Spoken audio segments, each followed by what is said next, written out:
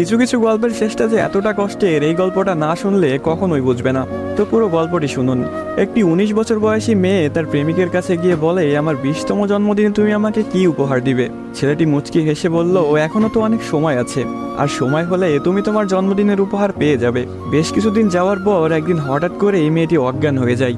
বাসার সবাই বেশ অস্থির হয়ে যায়, কিছুই বুঝে উঠতে পারছিল না কেউ কি হয়েছে মেয়েটার। তারপর সবাই মিলে তাকে হাসপাতালে নিয়ে গেল।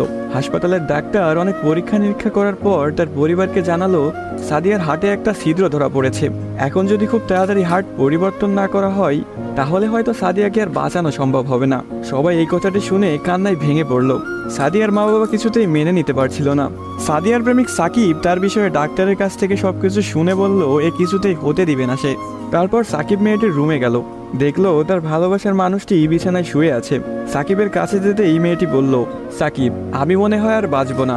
সাদিয়ার চোখের পানি মুছে দিয়ে সাকিব বলল, কে বলেছে তুমি বাঁচবে না? তুমি খুব শীঘ্রই ভালো হয়ে যাবে। মেয়েটি বলল, তুমি কি করে জানলে? ডাক্তার তো বলেছে আমার হার্টে একটা ছিদ্র